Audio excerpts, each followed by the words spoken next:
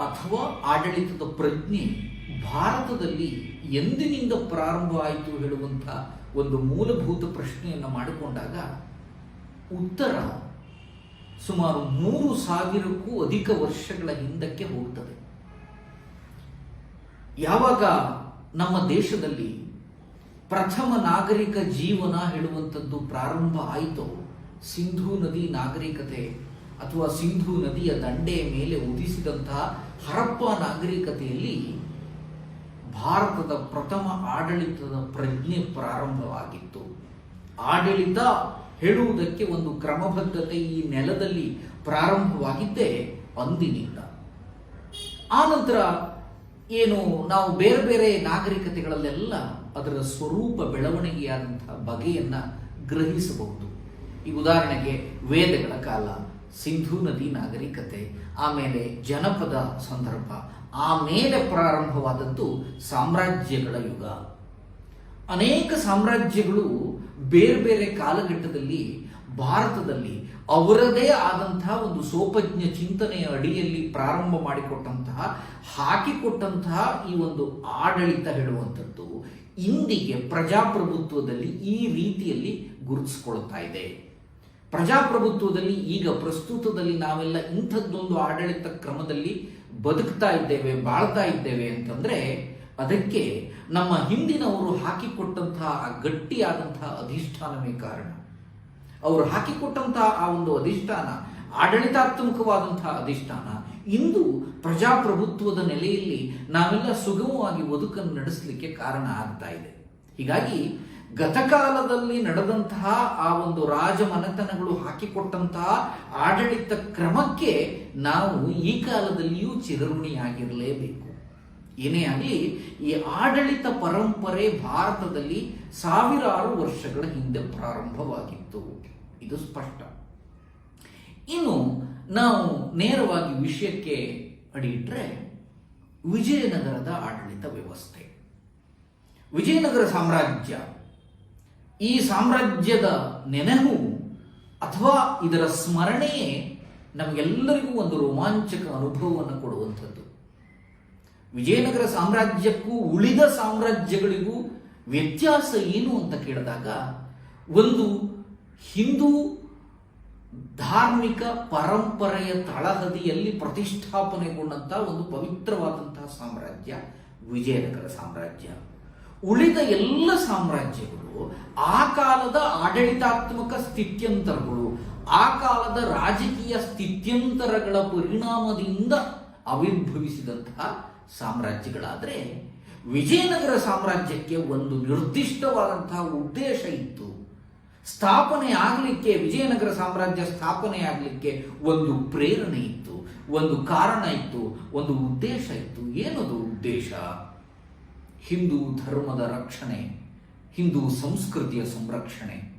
ಆ ಕಾಲದಲ್ಲಿ ಹಿಂದೂ ಧರ್ಮ ಸಂಸ್ಕೃತಿ ಎಲ್ಲೋ ಒಂದು ಕಡೆ ಸಮಸ್ಯೆಯನ್ನ ಎದುರಿಸುವಂತಹ ಪರಿಸ್ಥಿತಿ ನಿರ್ಮಾಣ ಆಗಿತ್ತು. ಕೇಳಿರಬಹುದು ನೀವು, ದೆಹಲಿಯ ಸುಲ್ತಾನನಾಗಿದ್ದಂತಹ ಮೊಹಮ್ಮದ್ ಬಿನ್ ತುಘಲಕ್, ಐಲು ದೊರೆ ಅಂತ ಕರೆಸ್ಕೊಂಡಂಥವನು, ಆ ತುಘಲಕ್ ಉತ್ತರ ಭಾರತಕ್ಕೆ ಮಾತ್ರ ಸೀಮಿತವಾಗಿದ್ದಂತಹ ಮುಸ್ಲಿಂ ಆಡಳಿತವನ್ನ ದಕ್ಷಿಣ ಭಾರತಕ್ಕೂ ಅವನದೇ ಆದ ಒಂದಷ್ಟು ಕಾರಣಗಳನ್ನ ಹೇಳಿ ದಕ್ಷಿಣ ಭಾರತಕ್ಕೂ ವಿಸ್ತರಿಸುವಂತಹ ನೆಲಗಟ್ಟಿನಲ್ಲಿ ಪ್ರಾರಂಭ ಮಾಡಿದನಲ್ಲ, ಆ ಪ್ರಾರಂಭಕ್ಕೆ, ಅವನ ಒಂದು ಚಿಂತನೆಗೆ, ಅವನ ಒಂದು ಯೋಚನೆಗೆ ದಕ್ಷಿಣದ ಅನೇಕ ಸಾಮ್ರಾಜ್ಯಗಳು ಬಲಿಯಾಗಿದ್ದವು. ದಕ್ಷಿಣದ ಅನೇಕ ಪ್ರತಿಷ್ಠಿತ ರಾಜ ಮನೆತನಗಳು ಬಲಿಯಾಗಿದ್ದವು. ಎಷ್ಟೋ ಹಿಂದೂ ಸಾಮ್ರಾಜ್ಯಗಳು, ಹಿಂದೂ ಮನೆತನಗಳೆಲ್ಲ ನೆಲಕ್ಕಚ್ಚಿದ್ದವು. ಅವನ ಒಂದು ಬಲಿಷ್ಠ ಸೈನ್ಯದ ಎದುರಿಗೆ ಈ ದಕ್ಷಿಣ ಭಾರತದ ಸಣ್ಣ ಪುಟ್ಟ ಅರಸು ಮನೆತನಗಳ ಸೈನ್ಯಗಳೆಲ್ಲ ನಶಿಸಿ ಹೋಗಿದ್ದು ಅಚ್ಚರಿ ಏನಲ್ಲ. ಸೈನ್ಯದ ಸಂಖ್ಯೆ ದೊಡ್ಡದಾದ ಕಾರಣಕ್ಕಾಗಿ ತುಘಲಕ್ ವಿಜಯವನ್ನು ಗಳಿಸಿರಬಹುದು. ಆದರೆ ನಮ್ಮ ದಕ್ಷಿಣ ಭಾರತದಲ್ಲಿ ಒಂದು ಅದ್ಭುತವಾದಂತಹ ಘಟನೆ 1336ರಲ್ಲಿ ಘಟಿಸುತ್ತದೆ.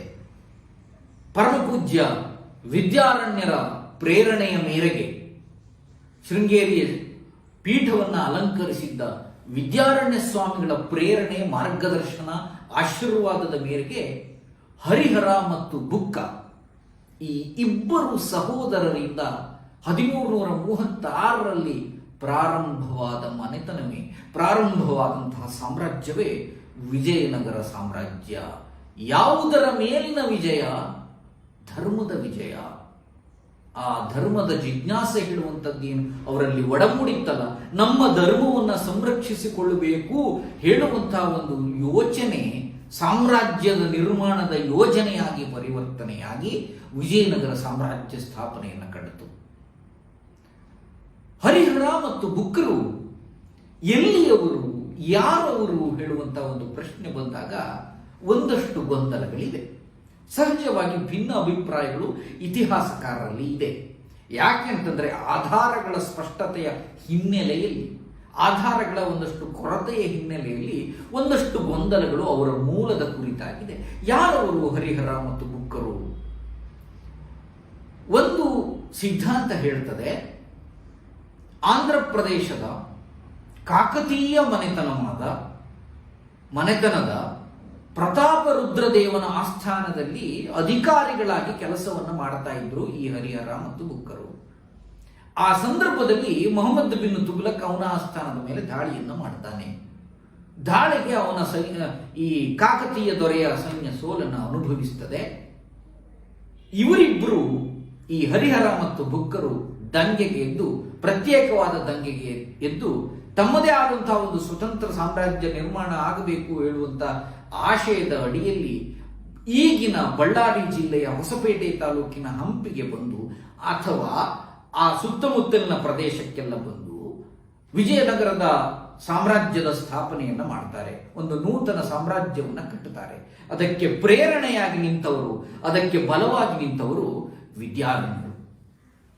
ವಿದ್ಯಾರಣ್ಯರ ಪ್ರೇರಣೆಯನ್ನ ಒಂದಷ್ಟು ಈ ಪೂರ್ವಾಗ್ರಹ ಪೀಡಿತರು ಅಂತ ಕರೆಯುವವರು ಅವರು ಒಪ್ಕೊಳ್ಳೋದಿಲ್ಲ. ಇಲ್ಲ, ಇಲ್ಲಿ ವಿದ್ಯಾರಣ್ಯರ ಪಾತ್ರವೇ ಇಲ್ಲ ಅಂತ ಹೇಳುವವರು ಇದ್ದಾರೆ.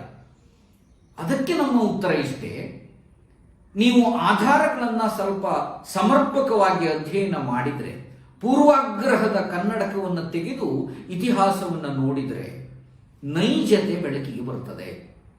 ಅಲ್ಲಿ ವಿದ್ಯಾರಣ್ಯರ ಪಾತ್ರವೇ ಪ್ರಧಾನ ಆಗಿತ್ತು ಹೇಳುವಂತಹ ಒಂದು ಅಂಶ ಸ್ಪಷ್ಟತೆಯನ್ನು ಕಂಡುಕೊಳ್ಳುತ್ತದೆ. ಯಾವಾಗ ಪೂರ್ವಾಗ್ರಹದ ಕನ್ನಡಕವನ್ನು ತೆಗೆದು ನೀವು ದೃಷ್ಟಿಯನ್ನು ಹಾರಿಸಿದಾಗ ಮಾತ್ರ. ಎಂಬಲ್ಲಿಗೆ ವಿದ್ಯಾರಣ್ಯರ ಒಂದು ಪ್ರೇರಣೆಯಿಂದ ಹರಿಹರ ಮತ್ತು ಬುಕ್ಕರು ಸಾಮ್ರಾಜ್ಯವನ್ನು ಸ್ಥಾಪನೆ ಮಾಡಿದರು. ಒಂದು ಸಿದ್ಧಾಂತ. ಇನ್ನೊಂದು ಸಿದ್ಧಾಂತದ ಪ್ರಕಾರ ಈ ಹರಿಹರ ಮತ್ತು ಬುಕ್ಕರು ಹೊಯ್ಸಳ 3ನೇ ಬಲ್ಲಾಳನ ಆಸ್ಥಾನದಲ್ಲಿ ಕೆಲಸವನ್ನು ಮಾಡ್ತಾ ಇದ್ರು. ಅವನ ವಿರುದ್ಧ ದಂಗೆಗೆ ಎದ್ದು ಇವರು ತಮ್ಮದೇ ಆದಂತಹ ಒಂದು ಪ್ರತ್ಯೇಕ ಸಾಮ್ರಾಜ್ಯವನ್ನು ಸ್ಥಾಪನೆ ಮಾಡಿದರು. ಇದು ಮತ್ತೊಂದು ಸಿದ್ಧಾಂತ. ಈ ಎರಡೂ ಸಿದ್ಧಾಂತವನ್ನು ಒಪ್ಪತಕ್ಕವಾದಂತಹ ಸಿದ್ಧಾಂತವೇ ಆಗಿದೆ. ಏನೇ ಆದರೂ ಕೂಡ ಬಹುತೇಕರು ಒಪ್ಪಿಕೊಂಡದ್ದು ನಾನು ಹೇಳಿದ ಎರಡನೇ ಸಿದ್ಧಾಂತವನ್ನ. ತಮ್ಮದೇ ಆದಂತಹ ಒಂದು ಸಾಮ್ರಾಜ್ಯ ಇರಲಿ ಹೇಳುವಂತಹ ನೆಲೆಯಲ್ಲಿ, ಹಿಂದೂ ಸಂಸ್ಕೃತಿಯನ್ನ ಕಾಪಾಡಬೇಕು ಹೇಳುವಂತಹ ಒಂದು ನೆಲೆಗಟ್ಟಿನಲ್ಲಿ ಹರಿಹರ ಮತ್ತು ಬುಕ್ಕರು ವಿಜಯನಗರ ಸಾಮ್ರಾಜ್ಯವನ್ನು 1336ರಲ್ಲಿ ಪ್ರಾರಂಭ ಮಾಡ್ತಾರೆ. ಅದಕ್ಕೊಂದು ಆಡಳಿತ ಕ್ರಮವನ್ನು ಹಾಕಿಕೊಟ್ಟು ಮುಂದೆ ಸುವ್ಯವಸ್ಥಿತವಾದಂತಹ ಒಂದು ಆಡಳಿತ ಪರಿಧಿ ಸೃಷ್ಟಿಯಾಗುತ್ತದೆ. ವಿರೂಪಾಕ್ಷ ಈ ವಿಜಯನಗರ ಸಾಮ್ರಾಜ್ಯದ ಕುಲದೇವರು, ಹಂಪಿಯ ವಿರೂಪಾಕ್ಷ ವರಾಹವನ್ನ ತಮ್ಮ ರಾಜಲಾಂಛನವನ್ನಾಗಿ ಮಾಡಿಕೊಂಡು ಆಡಳಿತವನ್ನು ಪ್ರಾರಂಭ ಮಾಡ್ತಾರೆ. ವಿಜಯನಗರ ಸಾಮ್ರಾಜ್ಯದ ರಾಜಧಾನಿಯಾಗಿ ಹಂಪಿಯೇ ಇತ್ತು, ಆನೆಗುಂದಿ ಕೂಡ ಇತ್ತು. ಆನೆಗುಂದಿ ಮತ್ತು ಹಂಪಿಯನ್ನ ರಾಜಧಾನಿಯನ್ನಾಗಿ ಮಾಡಿಕೊಂಡು ಅವರು ಬೇರೆ ಬೇರೆ ಕಾಲಘಟ್ಟದಲ್ಲಿ ಆಳ್ವಿಕೆಯನ್ನು ಮಾಡ್ತಾರೆ. ಮುಖ್ಯವಾಗಿ ಈ ವಿಜಯನಗರ ಸಾಮ್ರಾಜ್ಯವನ್ನ 4 ಅರಸು ಮನೆತನಗಳು ಬೇರೆ ಬೇರೆ ಕಾಲಘಟ್ಟದಲ್ಲಿ ಆಳ್ವಿಕೆ ಮಾಡಿತ್ತು. ಸಂಗಮ, ಸಾಳ್ವ, ತುಳುವ, ಅರವೀಡು. ಈ 4 ಅಂಶಗಳು ಬೇರೆ ಬೇರೆ ಕಾಲಘಟ್ಟದಲ್ಲಿ ವಿಜಯನಗರ ಸಾಮ್ರಾಜ್ಯವನ್ನು ಆಳ್ವಿಕೆ ಮಾಡಿದ್ರು. ಅದರಲ್ಲಿ ಸಂಗಮ ವಂಶ ಕ್ರಿಸ್ತಶಕ 1336ರಿಂದ 1485 ಈ ಒಂದು ಕಾಲಘಟ್ಟದಲ್ಲಿ ಅವರ ಆಳ್ವಿಕೆ ಇತ್ತು. ಸಾಳ್ವ ವಂಶ 1485ರಿಂದ 1510. ಆಮೇಲೆ ಬಂದಂತಹ ತುಳುವ ವಂಶ 1510ರಿಂದ 1570. ಕೊನೆಯಲ್ಲಿ ಬಂದಂತಹ ಅರವೀಡ ವಂಶ ಕ್ರಿಸ್ತಶಕ ಕ್ರಿಸ್ತಶಕ 1646ರವರೆಗೆ ಆಳ್ವಿಕೆಯನ್ನ ಮಾಡಿತು. ತಾಳಿಕೋಟೆ ಹೇಳುವಂತಹ ಒಂದು ಭೀಕರ ಭಯಾನಕವಾದಂತಹ ಯುದ್ಧದಲ್ಲಿ ವಿಜಯನಗರ ಸಾಮ್ರಾಜ್ಯ ಏನು ನಾಶ ಆಗಿ ಹೋಗ್ತದೆಯಲ್ಲ, ಅಲ್ಲಿಗೆ ವಿಜಯನಗರ ತನ್ನ ಸಂಪೂರ್ಣ ಅಸ್ತಿತ್ವವನ್ನು ಕಳಕೊಂಡಿಲ್ಲ. ಅದಾಗಿ ಸುಮಾರು 1 ಶತಮಾನದ ನಂತರದಲ್ಲಿಯೂ ವಿಜಯನಗರ ಸಾಮ್ರಾಜ್ಯ ಬೇರೆ ಬೇರೆ ಪ್ರದೇಶಗಳಲ್ಲಿ ಅಸ್ತಿತ್ವದಲ್ಲಿತ್ತು. ಅದಕ್ಕೆ 1646ರವರೆಗೂ ಅವರು ತಮ್ಮ ಅಸ್ತಿತ್ವವನ್ನು ಕಾಪಾಡಿಕೊಂಡಿದ್ರು ಹೇಳುವಂಥದ್ದು ಸತ್ಯ ಸಂಗತಿ. ಏನೇ ಆದರೂ ಕೂಡ ವಿಜಯನಗರ ಸಾಮ್ರಾಜ್ಯ ದಕ್ಷಿಣ ಭಾರತದ ಸಂಸ್ಕೃತಿಗೆ ಕೊಟ್ಟಂತಹ ಕೊಡುಗೆ ಅನುರಣೀಯ, ಅವಿಸ್ಮರಣೀಯ. ಸದಾ ಕಾಲ ನಮ್ಮ ಸ್ಮರಣೆಯಲ್ಲಿ ಇಡಬೇಕಾದಂತಹ ಒಂದು ರಾಜಮನೆತನ, ಕನ್ನಡ ನಾಡಿನ ಹೆಮ್ಮೆಯ ರಾಜಮನೆತನ ಅಂದ್ರೆ ಅದು ವಿಜಯನಗರ ಸಾಮ್ರಾಜ್ಯ. ಯಾಕೆ ಅದನ್ನು ನಾವು ಸುವರ್ಣ ಯುಗ ಅಂತ ಕರಿತೇವೆ? ಅದರಲ್ಲೂ ವಿಶೇಷವಾಗಿ ವಿಜಯನಗರ ಸಾಮ್ರಾಜ್ಯದ ಮಹಾನ್ ದೊರೆ ಎನಿಸಿದ್ದಂತಹ ಕೃಷ್ಣದೇವರಾಯನ ಆಳ್ವಿಕೆಯನ್ನ ನಾವು ಸುವರ್ಣ ಯುಗ ಅಂತ ಕರಿತೇವೆ. ಯಾಕೆ ಅಂತಂದ್ರೆ ಸರ್ವತೋಮುಖ ಬೆಳವಣಿಗೆ ಕಂಡಂತಹ ಸಮಯವದು. ಎಲ್ಲ ಕ್ಷೇತ್ರದಲ್ಲೂ, ಅದು ಆಡಳಿತಾತ್ಮಕ ಇರಬಹುದು, ಸಾಂಸ್ಕೃತಿಕವಾಗಿರಬಹುದು, ಕಲೆ ಮತ್ತು ವಾಸ್ತುಶಿಲ್ಪದಲ್ಲಿರಬಹುದು, ಸಾಹಿತ್ಯಾತ್ಮಕವಾಗಿರಬಹುದು, ಈ ಎಲ್ಲ ದೃಷ್ಟಿಕೋನದಲ್ಲೂ ಅತ್ಯುನ್ನತವಾದಂತಹ ಉಚ್ಛ್ರಾಯ ಸ್ಥಿತಿಯನ್ನ ಕಂಡಂತಹ ಸಮಯ ಅಂತಂದ್ರೆ ಅದು 1509ರಿಂದ 1529 ಕೃಷ್ಣದೇವರಾಯನ ಸಮಯ. ಆ ಕಾರಣಕ್ಕಾಗಿಯೇ ಕೃಷ್ಣದೇವರಾಯನ ಆಡಳಿತವನ್ನ ವಿಜಯನಗರ ಸಾಮ್ರಾಜ್ಯದ ಬಂಗಾರದ ಯುಗ ಅಂತ ಪರಿಗಣಿಸುವುದು. ಏನೇ ಆದರೂ ಕೂಡ ಇಂಥದ್ದೊಂದು ಸಾಮ್ರಾಜ್ಯದ ಆಡಳಿತ ವ್ಯವಸ್ಥೆ ಹೇಗಿತ್ತು ಅಂತ ಅಂದ್ರೆ, ಮುಖ್ಯವಾಗಿ ಆಡಳಿತ ಅಂತ ಬಂದ್ರೆ ನಾವು ಅದಕ್ಕೆ ಒಂದು ಸೂತ್ರ, ಇನ್ನೊಂದು ಶಾಸ್ತ್ರ, ಅಥವಾ ಆರಂಭದಲ್ಲಿ ಶಾಸ್ತ್ರ, ನಂತರದಲ್ಲಿ ಸೂತ್ರ. ಆಡಳಿತದ ಶಾಸ್ತ್ರ ಯಾವುದು, ಆಡಳಿತದ ಸೂತ್ರ ಯಾವುದು? ಯೋಚಿಸುವುದು ಶಾಸ್ತ್ರವಾದರೆ ಯೋಜಿಸುವುದು ಸೂತ್ರ. ಯೋಜಿಸುವುದು, ಇಂಪ್ಲಿಮೆಂಟೇಷನ್ ಅಂತ ಹೇಳ್ತೇವಲ್ಲ, ಅದು ಸೂತ್ರ. ನಿರ್ಮಾಣ ಮಾಡಬೇಕು, ಅದು ಶಾಸ್ತ್ರವಾದರೆ ಪ್ರಮಾಣ, ಈ ರೀತಿಯಲ್ಲೇ ಅದನ್ನು ನಿರ್ಮಾಣ ಮಾಡಬೇಕು, ಸೂತ್ರ. ನಿರ್ಮಾಣ ಶಾಸ್ತ್ರವಾದರೆ ಪ್ರಮಾಣ ಸೂತ್ರ. ಆಡಳಿತದಲ್ಲಿ ಶಾಸ್ತ್ರ ಮತ್ತು ಸೂತ್ರಗಳು ಒಳ್ಳೆಯ ರೀತಿಯಲ್ಲಿದ್ದರೆ ಅಥವಾ ಸಮರ್ಪಕವಾಗಿ ಸಂಯೋಜನೆಗೊಂಡು ಮಿಳಿತಗೊಂಡಿದ್ರೆ ಆ ಆಡಳಿತ ಬದ್ಧತೆಯಿಂದ, ಸಿದ್ಧತೆಯಿಂದ, ಶುದ್ಧತೆಯಿಂದ ಕೂಡಿರುತ್ತದೆ. ವಿಜಯನಗರದ ಆಡಳಿತ ಈ ಬದ್ಧತೆ, ಶುದ್ಧತೆ ಮತ್ತು ಸಿದ್ಧತೆಗಳಿಂದ ಕೂಡಿದಂತಹ ಆಡಳಿತ ವ್ಯವಸ್ಥೆಯಾಗಿತ್ತು. ಸಾಮಾನ್ಯವಾಗಿ ಈ ನಮ್ಮ ಆಡಳಿತ ವ್ಯವಸ್ಥೆ ಒಂದು ಕ್ರಮಬದ್ಧತೆಯನ್ನ ಭಾರತದಲ್ಲಿ ಸಾಮ್ರಾಜ್ಯಗಳ ದೃಷ್ಟಿಕೋನದಲ್ಲಿ ನಾವು ನೋಡಿದಾಗ, ಭಾರತದ ಆಡಳಿತ ವ್ಯವಸ್ಥೆ ಇತಿಹಾಸ ಕಾಲದಲ್ಲಿ ಸೂತ್ರದಿಂದಾಗಿ ರಚನೆಯಾದದ್ದು ಮೌರ್ಯರ ಕಾಲದಿಂದ ಆಡಳಿತಕ್ಕೊಂದು ಚೌಕಟ್ಟು, ಆಡಳಿತಕ್ಕೊಂದು ಸೂತ್ರ ಬಂತು. ಅಲ್ಲಿಂದ ಪ್ರಾರಂಭಗೊಂಡು ಮೌರ್ಯರಿಂದ ಆ ನಂತರ ಬಂದಂತಹ ಬಹುತೇಕ ಎಲ್ಲ ಸಾಮ್ರಾಜ್ಯಗಳು ಸಣ್ಣ ಪುಟ್ಟ ಬದಲಾವಣೆಗಳನ್ನ ಮಾಡ್ತಾರೆ. ಮೌರ್ಯರು ಹಾಕಿಕೊಟ್ಟಂತಹ ಪದ್ಧತಿಯೇ ಕೊನೆಯವರೆಗೂ ಇದ್ದದ್ದು. ಆದರೆ ಅಲ್ಲಿ ಒಂದಷ್ಟು ಸಣ್ಣ ಪುಟ್ಟ ಬದಲಾವಣೆಗಳನ್ನ ಮಾಡಿಕೊಂಡು ಅದೇ ರೀತಿಯ ಆಡಳಿತವನ್ನು ಮುಂದುವರಿಸಿಕೊಂಡು ಬಂದರು. ಇಲ್ಲಿ ವಿಜಯನಗರ ಸಾಮ್ರಾಜ್ಯದಲ್ಲೂ ಕೂಡ ಮೌರ್ಯರ ಕಾಲದ ಹೆಜ್ಜೆ ಗುರುತುಗಳನ್ನು ಕೂಡ ನಾವು ಗುರುತಿಸಬಹುದು. ಅಂದ್ರೆ ಆ ಪ್ರಭಾವ ಸುಮಾರು ಕ್ರಿಸ್ತಪೂರ್ವ 3ನೇ ಶತಮಾನದಿಂದ 14ನೇ ಶತಮಾನ, ಅಂದ್ರೆ 1,500 ವರ್ಷಗಳ ನಂತರದಲ್ಲಿಯೂ ತನ್ನ ಆ ಒಂದು ಗಂಧವನ್ನ ಇಟ್ಟುಕೊಂಡಿತ್ತು. ಅಂದ್ರೆ ನೀವು ಆಲೋಚನೆ ಮಾಡಿ, ಎಷ್ಟೊಂದು ಪ್ರಭಾವಶಾಲಿಯಾದಂತಹ ಆಡಳಿತಾತ್ಮಕ ಸ್ವರೂಪವನ್ನು ಅವರು ಹಾಕಿಕೊಟ್ಟಿದ್ರು ಹೇಳುವುದನ್ನು ನಿಮ್ಮ ಆಲೋಚನೆಗೆ ಬಿಡುತ್ತೇನೆ ನಾವು. ವಿಜಯನಗರ ಸಾಮ್ರಾಜ್ಯಕ್ಕೂ ಕೂಡ ಆ ಒಂದು ಗಂಧ ಇತ್ತು, ಮೌರ್ಯರ ಆಡಳಿತದ ಒಂದು ಗಂಧ ಇತ್ತು. ಈ ಭಾರತೀಯತೆ ಹೇಳುವಂಥದ್ದನ್ನ ನಾವು ವಿಜಯನಗರ ಸಾಮ್ರಾಜ್ಯದ ಆಡಳಿತದಲ್ಲಿ ಅತ್ಯಂತ ಸ್ಪಷ್ಟವಾಗಿ ಗುರುತಿಸಬಹುದಾಗಿದೆ. ವಿಶೇಷವಾಗಿ ಹಿಂದೂ ನೆಲಗಟ್ಟಿನಲ್ಲಿ ಈ ಆಡಳಿತದ ವ್ಯವಸ್ಥೆಯನ್ನ ಅವರು ರೂಪು ಹಾಕಿದ್ರು. ಪ್ರಾಂತೀಯ ಆಡಳಿತ, ಕೇಂದ್ರೀಯ ಆಡಳಿತ, ಈ ಸೆಂಟ್ರಲ್ ಅಡ್ಮಿನಿಸ್ಟ್ರೇಷನ್ ಮತ್ತು ಪ್ರೊವಿನ್ಷಿಯಲ್ ಅಡ್ಮಿನಿಸ್ಟ್ರೇಷನ್ ಅಂತ ಹೇಳ್ತೇವೆ ನಾವು. ಈ ವಿಜಯನಗರ ಸಾಮ್ರಾಜ್ಯದಲ್ಲಿ ಈ ಎರಡನ್ನೂ ಬಹಳ ವ್ಯವಸ್ಥಿತವಾಗಿ ಅವರು ಮಾಡಿದ್ರು. ಈ ಕೇಂದ್ರ ಆಡಳಿತ ಮತ್ತು ಪ್ರಾಂತೀಯ ಆಡಳಿತವನ್ನ. ಕೇಂದ್ರ ಆಡಳಿತಕ್ಕೆ ಬಂದ್ರೆ ಅಲ್ಲಿ ಅರಸನೇ ಸರ್ವೋಚ್ಚ ಅಧಿಕಾರಿಯಾಗಿದ್ದ. ಅರಸನ ತೀರ್ಮಾನವೇ ಅಂತಿಮವಾದಂತಹ ತೀರ್ಮಾನ ಆಗಿತ್ತು ಅಲ್ಲಿ. ಅವನ his court was the final appeal court. ಅವನ ಕೋರ್ಟ್ ಏನಿದೆಯಲ್ಲ, ಅವನ ಆಸ್ಥಾನ ಅದು ಅಂತಿಮವಾದಂತಹ ತೀರ್ಮಾನವನ್ನು ಕೊಡುವಂತಹ ಆಸ್ಥಾನವಾಗಿತ್ತು. ಅದಕ್ಕೂ ಕೆಳಗೆ ಬೇರೆ ಬೇರೆ ನ್ಯಾಯಾಧಿಕಾರಿಗಳೆಲ್ಲ ಇದ್ರು. ಆದರೆ ರಾಜನ ಆಸ್ಥಾನ ಏನಿತ್ತಲ್ಲ ಅದು ಅಂತಿಮವಾದಂತಹ ತೀರ್ಪನ್ನು ಕೊಡುವ ಆಸ್ಥಾನವಾಗಿತ್ತು. ಅವನ ತೀರ್ಮಾನವೇ ಅಂತಿಮ. ವಂಶ ಪಾರಂಪರ್ಯವಾದಂತಹ ಆಡಳಿತ ವ್ಯವಸ್ಥೆಯನ್ನ ಇವರು ಅನುಸರಿಸ್ತಾ ಇದ್ರು.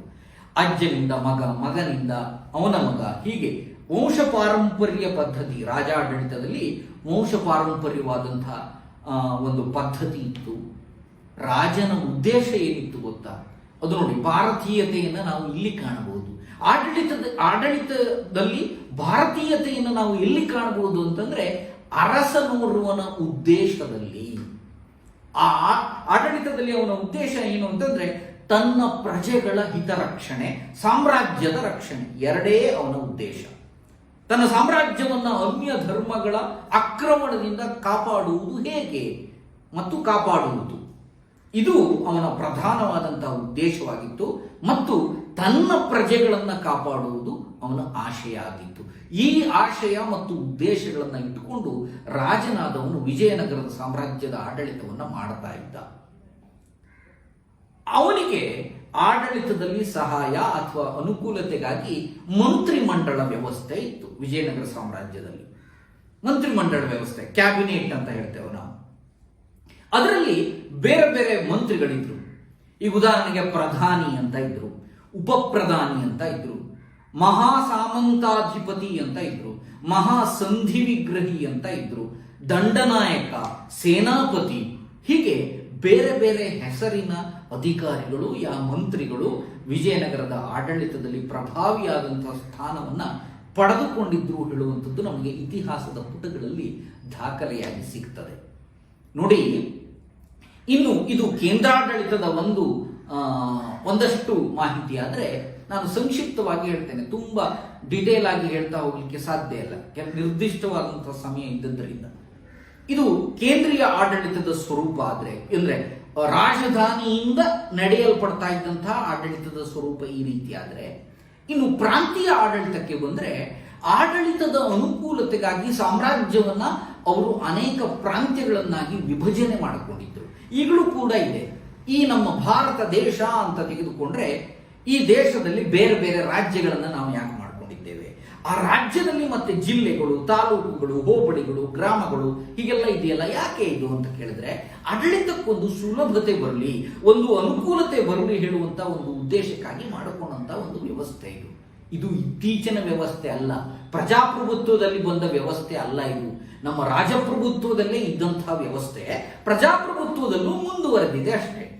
ವಿಜಯನಗರ ಕಾಲದಲ್ಲೂ ಹಾಗೆ ಪ್ರಾಂತ್ಯ, ಆಮೇಲೆ ನಾಡು, ಒಳಿತು, ಸೀಮೆ, ವೇಂಟೆ, ಈ ರೀತಿಯಲ್ಲಿ ಬೇರೆ ಬೇರೆ ಹೆಸರಿನ ಹೀಗೆ ಬೇರೆ ಬೇರೆ ಹೆಸರಿನ ಒಂದಷ್ಟು ವಿಭಾಗಗಳಿದ್ದು, ಈಗ ನಾವು ಮಾಡ್ಕೊಂಡ ಹಾಗೆ ರಾಜ್ಯ, ಜಿಲ್ಲೆ ಅಂತ ಮಾಡ್ಕೊಂಡ ಹಾಗೆ ವಿಜಯನಗರದ ಸಂದರ್ಭದಲ್ಲೂ ಕೂಡ ಅವರು ಆಡಳಿತದ ಅನುಕೂಲತೆಗೆ ಬೇರೆ ಬೇರೆ ಹೆಸರಿನಲ್ಲಿ ವಿಭಾಗಗಳನ್ನ ಮಾಡಿಕೊಂಡಿದ್ರು. ಅದಕ್ಕೆಲ್ಲ ಒಬ್ಬೊಬ್ಬ ಮುಖ್ಯಸ್ಥನನ್ನ ನೇಮಕ ಮಾಡ್ತಾ ಇದ್ರು. ಇಲ್ಲಿ ಅವರ ಪ್ರಾಂತೀಯ ಆಡಳಿತ ವ್ಯವಸ್ಥೆಯಲ್ಲಿ ಮುಖ್ಯವಾಗಿ ಸಾಮಂತರ ಪಾತ್ರ ಬಹಳ ಮುಖ್ಯವಾಗಿತ್ತು. ಈ ನಾಯಕರು ಅಂತ ಕರಿತೇವಲ್ಲ ನಾವೀಗ, ಆ ನಾಯಕಾರ ಸಿಸ್ಟಮ್ ಅಂತ, ನಾಯಕಾರ ಪದ್ಧತಿ ಅಂತ ಒಂದಿತ್ತು. ಅದು ಉಚ್ಛ್ರಾಯ ಸ್ಥಿತಿಗೆ ಬಂದ ನಾಯಕರ ಆಡಳಿತ ಉಚ್ಛ್ರಾಯ ಸ್ಥಿತಿಗೆ ಬಂದದ್ದೇ ವಿಜಯನಗರ ಕಾಲದಲ್ಲಿ. ಅದರಲ್ಲೂ ವಿಶೇಷವಾಗಿ ಈ ತಾಳಿಕೋಟೆ ಯುದ್ಧದ ನಂತರದಲ್ಲಿ ಅದು ತೀವ್ರ ಸ್ವರೂಪ, ಅಂದ್ರೆ ಅದಕ್ಕೆ ಬಲ ಬಂತು, ಗಟ್ಟಿ ಆಯಿತು. ಸಣ್ಣ ಪುಟ್ಟ ರಾಜಮನೆತನಗಳೆಲ್ಲ, ನಮ್ಮ ರಾಜ್ಯದ ಬೇರೆ ಬೇರೆ ಜಿಲ್ಲೆಗಳಲ್ಲಿ ಇದ್ದಂತಹ ಸಣ್ಣ ಪುಟ್ಟ ಅರಸು ಮನೆತನಗಳೆಲ್ಲ ಅವರೇ ಸ್ವಾಯತ್ತ ಆಡಳಿತವನ್ನು ಪ್ರಾರಂಭ ಮಾಡಿಬಿಟ್ರು. ನಾಯಕರ ಪದ್ಧತಿ ಪ್ರಾರಂಭ ಆಯಿತು. ಎರಡು ಮಾದರಿಯ ಪ್ರಾಂತೀಯ ಆಡಳಿತ ಇತ್ತಂತೆ ವಿಜಯನಗರ ಸಾಮ್ರಾಜ್ಯದಲ್ಲಿ. ಒಂದು ರಾಜಪ್ರತಿನಿಧಿಗಳ ಮುಖೇನವಾಗಿ ಪ್ರಾಂತ್ಯಗಳನ್ನು ನೋಡಿಕೊಳ್ಳುವುದು, ಇನ್ನೊಂದು ಸಾಮಂತರ ಮೂಲಕವಾಗಿ ಪ್ರಾಂತ್ಯಗಳನ್ನು ನಿರ್ವಹಣೆ ಮಾಡುವುದು, ಆಡಳಿತ ನಿರ್ವಹಣೆಯನ್ನು ಮಾಡುವುದು. ಈ ಎರಡು ಮಾದರಿಗಳು ಅಸ್ತಿತ್ವದಲ್ಲಿದ್ದು, ರಾಜಪ್ರತಿನಿಧಿಗಳು ಅಂತಂದ್ರೆ ದೂರದ ಹಂಪಿಯಲ್ಲಿ ಇದ್ದುಕೊಂಡೇ ಒಂದು, ಈಗ ಉದಾಹರಣೆಗೆ ನಮ್ಮ ಮಂಗಳೂರಿನ ದಕ್ಷಿಣ ಕನ್ನಡವನ್ನು ತೆಗೆದುಕೊಂಡ್ರೆ ವಿಜಯನಗರ ಕಾಲದಲ್ಲಿ ದಕ್ಷಿಣ ಕನ್ನಡದ ಸ್ಥಿತಿ ಹೇಗಿತ್ತು, ಇದನ್ನ ಒಂದು ಉದಾಹರಣೆಯನ್ನು ನಾನು ಹೇಳೋದಾದ್ರೆ, ದಕ್ಷಿಣ ಕನ್ನಡದಲ್ಲಿ ಆಗ ವಿಜಯನಗರದ ಮೂಲಕವಾಗಿ ಇಲ್ಲೊಬ್ಬ ರಾಜಪ್ರತಿನಿಧಿಯನ್ನ ನೇಮಕ ಮಾಡಿದ್ರು. ಅವನು ಇದ್ದು ಇಲ್ಲಿನ ಆಡಳಿತವನ್ನು ನೋಡ್ಕೋಬೇಕು, ಹೆಚ್ಚಿನ ಮಾಹಿತಿಗಳನ್ನ ಅವನು ಇಲ್ಲಿಂದ ಹಂಪಿಗೆ ವರ್ಗಾವಣೆ ಮಾಡಬೇಕಿತ್ತು. ಅಂದ್ರೆ ಹಂಪಿಯ ಅರಸ ಅಂದ್ರೆ ವಿಜಯನಗರದ ಅರಸ ಇವನ ಮುಖೇನ ಇಲ್ಲಿ ಲೋಕಲ್ ಅಡ್ಮಿನಿಸ್ಟ್ರೇಷನ್ ಅನ್ನು ಹ್ಯಾಂಡಲ್ ಮಾಡ್ತಾ ಇದ್ದ. ಇದು ನಮಗೆ ಸ್ಪಷ್ಟವಾಗಿ ಸಿಗ್ತದೆ. ಸ್ಥಳೀಯ ಇತಿಹಾಸಕ್ಕೆ ಬಂದ್ರೆ ಈ ಎಲ್ಲ ಮಾಹಿತಿಗಳು ಹೆಚ್ಚಾಗಿ ಕಾಣ್ತಾ ಹೋಗ್ತದೆ ನಮಗೆ. ಹೀಗಾಗಿ ಈ ಎರಡೂ ತೆರನಾದಂತಹ ಪ್ರಾಂತೀಯ ಆಡಳಿತ ವ್ಯವಸ್ಥೆಯನ್ನು ನಾವು ವಿಜಯನಗರ ಸಾಮ್ರಾಜ್ಯದ ಆಡಳಿತದಲ್ಲಿ ಕಾಣಬಹುದಾಗಿದೆ. ಇನ್ನು ಅವರು ಬೇರೆ ಬೇರೆ ನಾಣ್ಯಗಳನ್ನೆಲ್ಲ ಚಲಾವಣೆಗೆ ತಂದಿದ್ರು. ವಿಶೇಷವಾಗಿ ವಿಜಯನಗರ ಸಾಮ್ರಾಜ್ಯ ಅಂತಂದ್ರೆ ಅದು ಶ್ರೀಮಂತಿಕೆಗೆ ಹೆಸರಾದಂತಹ ಸಾಮ್ರಾಜ್ಯ. ಇಂದಿಗೂ ವಿಜಯನಗರ ಸಾಮ್ರಾಜ್ಯ ಅಂದ ತಕ್ಷಣ ನಮಗೆ ನೆನಪಿಗೆ ಬರುವಂಥದ್ದು ಅಲ್ಲಿ ಆ ಕಾಲದಲ್ಲಿ ಬೀದಿಯಲ್ಲಿ ಇಟ್ಕೊಂಡು ಬಂಗಾರಗಳನ್ನ ಮಾರಾಟ ಮಾಡ್ತಾ ಇದ್ರಂತೆ, ವಜ್ರ ವೈಡೂರ್ಯಗಳನ್ನೆಲ್ಲ ಬೀದಿಗಳಲ್ಲಿ ಇಟ್ಕೊಂಡು ಆಡಳಿತ ಮಾಡ್ತಾ ಇದ್ರಂತೆ. ಎಷ್ಟು ಸಮೃದ್ಧತೆ ಇತ್ತು ಆ ಕಾಲದಲ್ಲಿ, ಆರ್ಥಿಕ ಸಮೃದ್ಧತೆ ಎಷ್ಟಿರಬಹುದು, ಇದು ಯಾವುದು ಸುಳ್ಳಲ್ಲ. ಆ ಈ ಬೀದಿಯಲ್ಲಿ ನಿಂತ್ಕೊಂಡು ವಜ್ರ ವ್ಯಾಪಾರ ಮಾಡ್ತಾ ಇದ್ದಂತಹ ಸಂಗತಿ ಖಂಡಿತವಾಗಿಯೂ ಸುಳ್ಳಲ್ಲ, ಸತ್ಯವಾದಂತಹ ಸಂಗತಿ ಅದು. ಅಂದ್ರೆ ಅದು ವಿಜಯನಗರ ಸಾಮ್ರಾಜ್ಯದ ಆರ್ಥಿಕ ಸುಭದ್ರತೆಯನ್ನ ನಮಗೆ ದರ್ಶನ ಮಾಡುವಂತಹ ಒಂದು ವ್ಯಾಖ್ಯೆ ಅದು. ನಿಜ, ಇಂದಿಗೂ ನಾವು ಹೊಸಪೇಟೆ ಹಂಪಿಯಲ್ಲಿ ನಾವು ಒಂದು ರೌಂಡ್ ಹೊಡೆದ್ರೆ ಗೊತ್ತಾಗತ್ತೆ, ಸುಮಾರು 2,000ಕ್ಕೂ ಹೆಚ್ಚಿನ ಈ 4 ಕಂಬಗಳ ಶಿಲಾಮಂಟಪಗಳು ಅಲ್ಲಿ ಕಾಣ್ತದೆ. 4 ಕಂಬಗಳ ಸಣ್ಣ ಶಿಲಾಮಂಟಪಗಳು. ಅವೆಲ್ಲ ಏನಾಗಿತ್ತು ಅಂದ್ರೆ ಅವೆಲ್ಲ ಆ ಕಾಲದ ಅಂಗಡಿಗಳಾಗಿತ್ತು. 2,000ಕ್ಕೂ ಶಿಲಾಮಂಟಪಗಳು ಆ ಪ್ರದೇಶದಲ್ಲಿ ಇಂದಿಗೂ ಕಾಣ್ತದೆ. ಅಷ್ಟು ಸಮೃದ್ಧತೆಯಿಂದ ಕೂಡಿದಂತಹ ಒಂದು ಆಡಳಿತವನ್ನ ಅವರು ನಮಗೆ ಕೊಟ್ಟಿದ್ರು, ವಿಜಯನಗರ ಸಾಮ್ರಾಜ್ಯದವರು ಕೊಟ್ಟಿದ್ರು. ಇದು ಆ ಕಾಲದ ಮುಖ್ಯವಾಗಿ ಸಾಮಾಜಿಕ ಸ್ಥಿತಿಯನ್ನು ನಾವು ನಂತರ ತೆಗೆದುಕೊಂಡ್ರೆ ಚಾತುರ್ವರ್ಣ ಪದ್ಧತಿ, ಏನು ಬ್ರಾಹ್ಮಣ ಕ್ಷತ್ರಿಯ ವೈಶ್ಯ ಶೂದ್ರ ಅಂತ ಹೇಳ್ತೇವಲ್ಲ, ಅದೇ ಮಾದರಿಯಲ್ಲಿ ಸಾಮಾಜಿಕವಾದಂತಹ ಬದುಕು ಅಥವಾ ಬದುಕಿನ ವ್ಯವಸ್ಥೆ ಇತ್ತು.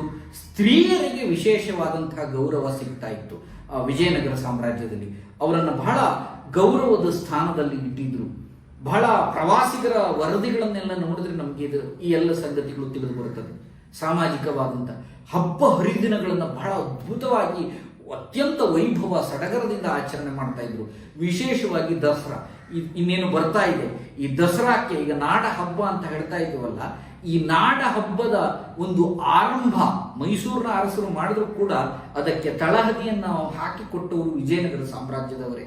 ಹೋಳಿ ಇರಬಹುದು, ದಸರಾ ಇರಬಹುದು, ದೀಪಾವಳಿ ಇರಬಹುದು, ಇವೆಲ್ಲ ಸಾಕಷ್ಟು ವೈಭವದಿಂದ ಹಂಪಿಯಲ್ಲಿ ಮತ್ತು ವಿಜಯನಗರ ಸಾಮ್ರಾಜ್ಯದಲ್ಲಿ ವೈಭವ ಸಡಗರದಿಂದ ಆಚರಣೆ ಮಾಡ್ತಾ ಇದ್ರಂತೆ.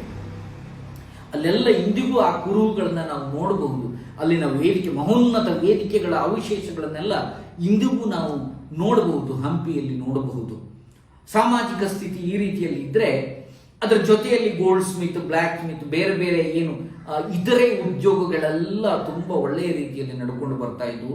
ಇನ್ನು ಆರ್ಥಿಕವಾಗಿ ಆ ಕಾಲದ ಆಡಳಿತ ವ್ಯವಸ್ಥೆಯನ್ನು ನೋಡಿದಾಗ ಕೃಷಿಯೇ ಪ್ರಧಾನವಾದಂತಹ ಕಸುಬಾಗಿತ್ತು. ಕೃಷಿಯ ಮೇಲೆ ಅವಲಂಬಿತ ಆಗಿತ್ತು ಇಡೀ ಸಾಮ್ರಾಜ್ಯ. ಕೃಷಿಗೆ ಪೂರಕವಾಗಿ ನೀರಾವರಿ ಕಲ್ಪಿಸಿಕೊಟ್ಟಿದ್ರು ಅವರು. ಇಂದಿಗೂ ನಾವು ಆ ವಿಜಯನಗರ ಸುತ್ತಮುತ್ತಲು ನೋಡಿದ್ರೆ ಸಾಕಷ್ಟು ಅವರ ಕಾಲದ ಕೆರೆ ಕಾಲುವೆಗಳನ್ನು ಕಾಣ್ತೇವೆ. ಅದನ್ನೆಲ್ಲ ಅವರು ಕೃಷಿಯ ಔನ್ನತ್ಯಕ್ಕೋಸ್ಕರವಾಗಿಯೇ ನಿರ್ಮಾಣ ಮಾಡಿದ್ರು. ಕೃಷಿಗೆ ಅನುಕೂಲ ಆಗಲಿ, ಕೃಷಿಕರಿಗೆ ಅನುಕೂಲ ಆಗಲಿ ಹೇಳುವ ಕಾರಣಕ್ಕಾಗಿಯೇ ಸಾವಿರಾರು ಕೆರೆಗಳನ್ನು ನಿರ್ಮಾಣ ಮಾಡಿದ್ರು ವಿಜಯನಗರ ಸಾಮ್ರಾಜ್ಯದವರು. ಸಾಕಷ್ಟು ಕಾಲುವೆಗಳನ್ನು ತೋಡಿಸಿಕೊಟ್ಟಿದ್ರು. ಸೊ ಇವೆಲ್ಲ ಕೃಷಿಕರಿಗೆ ಅವರು ಬೆಂಬಲಿಗರಾಗಿ ನಿಂತಹ ನಿದರ್ಶನಗಳು ಈ ಸಂಗತಿಗಳೆಲ್ಲ. ಮುಖ್ಯವಾಗಿ ಸಾಕಷ್ಟು ಬೆಳೆಗಳನ್ನ ಬೆಳೀತಾ ಇದ್ರು. ಗೋಧಿ, ಅಕ್ಕಿ, ಮತ್ತೆ ಬೇರೆ ಬೇರೆ ರೀತಿಯ ಸಾಕಷ್ಟು ಬೆಳೆಗಳನ್ನೆಲ್ಲ ಅವರು ಬೆಳೀತಾ ಇದ್ರು. ಮತ್ತೆ ಆಮದು ರಫ್ತು ವ್ಯವಹಾರ ಇತ್ತು. ಇದು ಬಹಳ ಮುಖ್ಯವಾದ ಸಂಗತಿ. ಅಂದ್ರೆ ಇಂಟರ್ನಲ್ ಮತ್ತು ಎಕ್ಸ್ಟರ್ನಲ್ ಟ್ರೇಡ್, ವಾಣಿಜ್ಯದ ದೃಷ್ಟಿಗೆ ಬಂದ್ರೆ ಆಂತರಿಕ ಮತ್ತು ಬಾಹ್ಯ ಈ ಎರಡೂ ವ್ಯಾಪಾರಗಳು ಇತ್ತು. ಬೇರೆ ಬೇರೆ ರಾಷ್ಟ್ರಗಳ ಜೊತೆಗೆ ಕೂಡ ಅವರದ್ದು ಸಂಬಂಧ ಇತ್ತು, ವಾಣಿಜ್ಯಿಕ ಸಂಬಂಧ. ಆಮದು ಮತ್ತು ರಫ್ತು ಅಂತ ಬಂದ್ರೆ ಆ ಕಾಲದಲ್ಲಿ ವಿಶೇಷವಾಗಿ ಅಕ್ಕಿ ಇರಬಹುದು, ಮತ್ತೆ ಸ್ಪೈಸ್ ಸಾಂಬಾರ ಪದಾರ್ಥಗಳಿರ್ಬೋದು, ಅಮೂಲ್ಯ ಹರಳುಗಳು, ಪ್ರೇಷಿಯಸ್ ಸ್ಟೋನ್ಸ್ ಅಂತ ಹೇಳ್ತೇವೆ, ಅವನ್ನೆಲ್ಲ ಅವರು ಬೇರೆ ಬೇರೆ ರಾಷ್ಟ್ರಗಳಿಗೆ ಸಾಗಾಟ ಮಾಡ್ತಾ ಇದ್ರು. ಅಂದ್ರೆ ವ್ಯಾಪಾರಿ ಸಂಬಂಧವನ್ನ ಆ ನೆಲೆಗಟ್ಟಿನಲ್ಲಿ ಇಟ್ಕೊಂಡಿದ್ರು, ಎಕ್ಸ್ಪೋರ್ಟ್ ಮಾಡ್ತಾ ಇದ್ರು ಅದನ್ನೆಲ್ಲ. ಇನ್ನು ಇಂಪೋರ್ಟ್ ಅಂತ ಬಂದ್ರೆ, ಆಮದು ಅಂತ ಬಂದ್ರೆ, ಆನೆಗಳನ್ನ, ಕುದುರೆಗಳನ್ನ ಆಮದು ಮಾಡ್ಕೊಳ್ತಾ ಇದ್ರಂತೆ. ವಿಶೇಷವಾಗಿ ಪರ್ಷಿಯನ್ ಹಾರ್ಸಸ್, ಪರ್ಷಿಯಾದಿಂದ ಕುದುರೆಗಳನ್ನ ತರಿಸ್ಕೊಳ್ತಾ ಇದ್ರು. ಪೋರ್ಚುಗೀಸರಿಗೂ ಅವರಿಗೂ ಒಂದು ವ್ಯಾಪಾರಿ ಸಂಪರ್ಕ ತುಂಬಾ ಚೆನ್ನಾಗಿ ನಡ್ಕೊಂಡಿತ್ತು, ಒಂದು ಅಂಡರ್ಸ್ಟ್ಯಾಂಡಿಂಗ್ ಅಲ್ಲಿ ಹೋಗ್ತಾ ಇದ್ರು. ಮತ್ತೆ ಇನ್ನು ನಾವು ಧಾರ್ಮಿಕವಾಗಿ ಬಂದಂತದ್ದು ಒಂದು ಹಿಂದೂ ಧರ್ಮ ಮತ್ತು ಹಿಂದೂ ಸಂಸ್ಕೃತಿಯ ರಕ್ಷಣೆ ಪ್ರಧಾನವಾದಂತಹ ಆದ್ಯತೆ. ಹಾಗಂತ ಅನ್ಯ ಧರ್ಮವನ್ನ ಶೋಷಿಸಿದವರಲ್ಲ, ಅನ್ಯ ಧರ್ಮದ ಬಗ್ಗೆ ಗೌರವವನ್ನೇ ಅವರು ಪ್ರದರ್ಶನ ಮಾಡಿದ್ರು. ಎಷ್ಟರ ಮಟ್ಟಿಗೆ ಅಂದ್ರೆ, ಒಬ್ಬ ಅರಸ ದೇವರಾಯ ತನ್ನ ಆಸ್ಥಾನದಲ್ಲಿ 3 ಧರ್ಮಗಳ ಗ್ರಂಥವನ್ನ ಇಟ್ಟಿದ್ದಂತೆ. ಭಗವದ್ಗೀತೆ, ಕುರಾನ್ ಮತ್ತು ಬೈಬಲ್, ಈ 3 ಗ್ರಂಥಗಳನ್ನ ತನ್ನ ಆಸ್ಥಾನದಲ್ಲಿ ಆತ ಇಟ್ಟಿದ್ದ. ಅಂದ್ರೆ ಹಿಂದೂ ಧರ್ಮದ ರಕ್ಷಣೆಗಾಗಿ ಸ್ಥಾಪನೆಯಾದ ಸಾಮ್ರಾಜ್ಯವಾಗಿದ್ದರೂ ಧರ್ಮಾತೀತ, ಜಾತ್ಯಾತೀತವಾದಂತಹ ಮನೋಧರ್ಮವನ್ನ ಅವರು ಇಟ್ಕೊಂಡಿದ್ರು ಹೇಳುವಂಥದ್ದು ಇದು ಒಂದೇ ನಿದರ್ಶನದಿಂದ ನಮಗೆ ಸ್ಪಷ್ಟ ಆಗ್ತದೆ, ನಮಗೆ ತಿಳಿದು ಬರುತ್ತದೆ. ಇದು ಒಂದೇ ಸಂಗತಿಯಿಂದ ನಮಗೆ ತಿಳಿದು ಬರುತ್ತದೆ. ಹೀಗಾಗಿ ಶೈವಿಸಂ, ವೈಷ್ಣವಿಸಂ, ಜೈನಿಸಂ, ಬುದ್ಧಿಸಂ, ಈ ಎಲ್ಲ ಧರ್ಮಗಳನ್ನ ಸಮಾನವಾದ ರೀತಿಯಲ್ಲಿ ಆಧರಿಸಿದ್ರು, ಗೌರವಿಸಿದ್ರು. ಸಾಕಷ್ಟು ದೇವಾಲಯಗಳ ನಿರ್ಮಾಣ ಆಯಿತು. ಈ ಕಲೆ ಮತ್ತು ವಾಸ್ತುಶಿಲ್ಪದಲ್ಲಂತೂ ಅದ್ಭುತವಾದಂತಹ ಸಾಧನೆ. ಹಂಪಿ ಒಂದು ಸಾಕು ನಮಗೆ. ಹಂಪಿ ಇರ್ಬೋದು, ಶ್ರೀಶೈಲ ಇರ್ಬೋದು, ಶೃಂಗೇರಿ ಇರ್ಬೋದು, ಈ ಎಲ್ಲ ಪ್ರದೇಶಗಳನ್ನು ನೋಡಿದ್ರೆ ವಿಜಯನಗರ ಸಾಮ್ರಾಜ್ಯ ಕಲೆ ಮತ್ತು ವಾಸ್ತುಶಿಲ್ಪಕ್ಕೆ ಎಷ್ಟು ಪ್ರಾಮುಖ್ಯತೆಯನ್ನು ಕೊಟ್ಟಿತ್ತು ಹೇಳುವಂಥದ್ದು ತಿಳಿದು ಬರುತ್ತದೆ. ವಿಜಯನಗರ ಶೈಲಿ ಹೇಳುವಂತ ತಮ್ಮದೇ ಆದಂತಹ ಒಂದು ನೂತನ ಶೈಲಿಯನ್ನು ಅವರು ಪ್ರಾರಂಭ ಮಾಡಿದ್ರು. ಅವರ ಶೈಲಿಯನ್ನು ನಾವು ಅತ್ಯಂತ ಸುಲಭವಾಗಿ ಗುರುತಿಸಬಹುದು. ವಿಜಯನಗರ ಸಾಮ್ರಾಜ್ಯದ ದೇವಾಲಯಗಳ ಶೈಲಿಯನ್ನು ಸುಲಭವಾಗಿ ಗುರುತಿಸಬಹುದು. ಎಷ್ಟರ ಮಟ್ಟಿಗೆ ಜಾತ್ಯತೀತರು, ಧರ್ಮಾತೀತರೂ ಆಗಿದ್ರು ಅಂದ್ರೆ, ಅವರು ಸಾಮ್ರಾಜ್ಯದಲ್ಲಿ ಮಸೀದಿಯನ್ನು ನಿರ್ಮಾಣ ಮಾಡಿಕೊಡ್ಲಿಕ್ಕೆ ಅವರು ಒಪ್ಪಿಗೆಯನ್ನು ಕೊಟ್ಟಿದ್ದ ನಿದರ್ಶನಗಳು ವಿಜಯನಗರ ಸಾಮ್ರಾಜ್ಯದ ದಾಖಲೆಗಳಲ್ಲಿ ಸಿಗ್ತದೆ ನಮಗೆ. ಅಂದ್ರೆ ಉದ್ದೇಶ ಏನೇ ಇದ್ರೂ ಕೂಡ ಆ ವ್ಯವಸ್ಥೆಯ ಭಂಗತೆಗೆ ಅವರು ಎಂದಿಗೂ ಕಾರಣರಾಗಲಿಲ್ಲ. ಈಗ ಅವರಿಗೆ ಪರ್ಮಿಷನ್ ಕೊಟ್ಟಿಲ್ಲ ಅಂದ್ರೆ ವ್ಯವಸ್ಥೆ ಭಂಗ ಆಯಿತು ಅಂತಾನೆ ಅಲ್ವಾ ಅರ್ಥ. ನೋಡಿ, ಉದ್ದೇಶ ಏನು? ಸ್ಥಾಪನೆ ಹಿಂದಿನ ಉದ್ದೇಶ ಹಿಂದೂ ಧರ್ಮದ ಸಂರಕ್ಷಣೆ. ಹಾಗಂತ ಅನ್ಯ ಧರ್ಮದ ಭಾವನೆಗಳನ್ನ ಘಾಸಿಗೊಳಿಸಲಿಲ್ಲ. ಇದು ಬಹಳ ಮುಖ್ಯವಾದಂತಹ ಒಂದು ಸಂಗತಿ.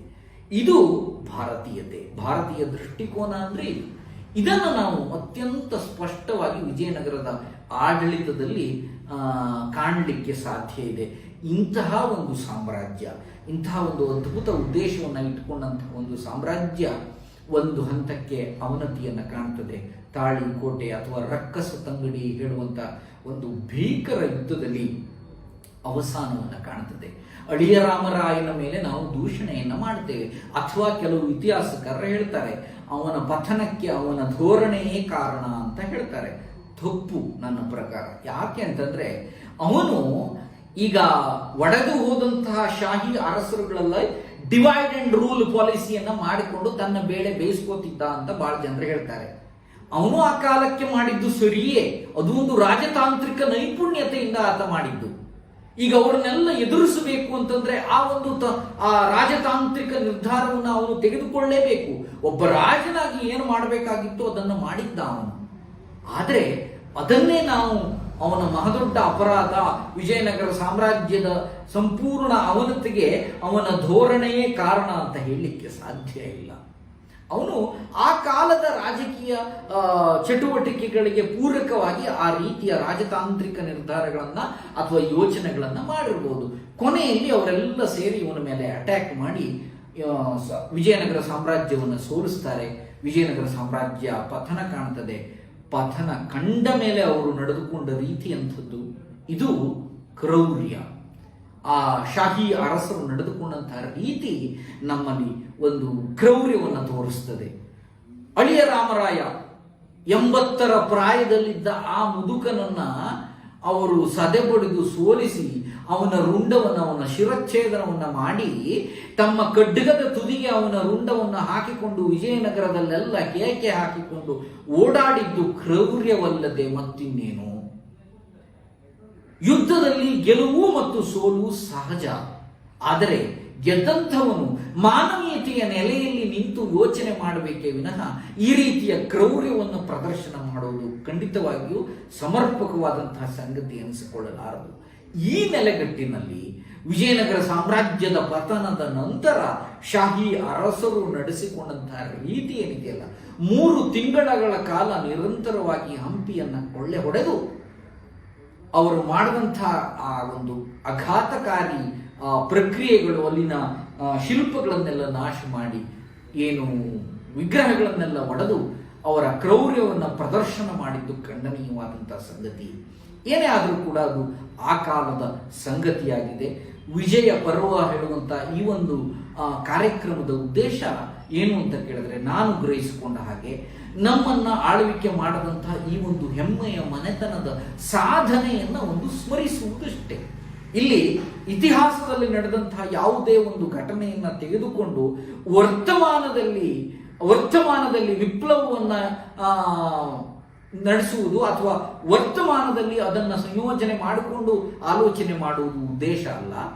ಆ ಕಾಲದ ವಿಜಯನಗರ ಸಾಮ್ರಾಜ್ಯದ ವೈಭವವನ್ನ ಮರೆತಿಲ್ಲ, ನಾವಿನ್ನು ಮರೆಯಬಾರದು ಹೇಳುವಂಥದ್ದು ಪ್ರಜೆಗಳಲ್ಲೆಲ್ಲ, ಭಾರತೀಯರಲ್ಲೆಲ್ಲ, ಅದರಲ್ಲೂ ವಿಶೇಷವಾಗಿ ಕನ್ನಡಿಗರಲ್ಲೆಲ್ಲ ಜಾಗೃತವಾಗಿ ಇರಬೇಕು. ಸದಾ ನಾವು ಅವರ ಸ್ಮರಣೆಯನ್ನ ಮಾಡ್ತಾ ಇರಬೇಕು ಹೇಳುವಂಥ ಚಿಂತನೆಯಲ್ಲಿ ಈ ಒಂದು ವಿಜಯ ಪರ್ವ ಹೇಳುವಂತಹ ಈ ಒಂದು ಸರಣಿ ಸಂಯೋಜಿಸಲ್ಪಟ್ಟಿದೆ ಅಂತ ನಾನು ಭಾವಿಸ್ತೇನೆ. ಈ ಒಂದು ಮಾತುಗಳೊಂದಿಗೆ ಈ ಆಡಳಿತಾತ್ಮಕವಾಗಿ ಒಂದಷ್ಟು ಸಂಗತಿಗಳನ್ನು ನಾನು ನಿಮ್ಮ ಜೊತೆಯಲ್ಲಿ ಹಂಚಿಕೊಂಡಿದ್ದೇನೆ. ಒಂದಷ್ಟು ಮಾಹಿತಿಗಳು ನಿಮಗೆ ಸಿಕ್ಕಿದೆ ಅಂದ್ಕೊಳ್ತೇನೆ. ಇದು ಇತಿಹಾಸ ಹೇಳುವುದು ಅಂತಂದ್ರೆ ನಾನು ಯಾವಾಗಲೂ ಹೇಳುವುದುಂಟು, ಇತಿಹಾಸ ಹೇಳುವುದು ಅಂದ್ರೆ ಸಮುದ್ರದಿಂದ ಒಂದು ಬಿಂದಿಗೆ ನೀರನ್ನು ತೆಗೆಯುವುದು ಅಷ್ಟೇ. ಈಗ ಇತಿಹಾಸ ಅಂದ್ರೆ ಒಂದು ಸಮುದ್ರ. ಈಗ ಆ ಸಮುದ್ರದ ನೀರನ್ನೆಲ್ಲ ಕೊಡ್ಲಿಕ್ಕೆ ಸಾಧ್ಯ ಇದೆಯಾ? ಖಂಡಿತವಾಗಿಯೂ ಇಲ್ಲ. ಒಂದು ಬಿಂದಿಗೆ ನೀರನ್ನ ನಾನು ಕೊಟ್ಟಿದ್ದೇನೆ ಅಷ್ಟೇ. ಇನ್ನು ತುಂಬಾ ಎಣಿಸಲಾರದಷ್ಟು ಬಿಂದಿಗೆ ನೀರುಗಳು ಅಲ್ಲಿ ಹಾಗೆ ಇದೆ, ನೀರು ಹಾಗೆ ಇದೆ ಅಲ್ಲಿ.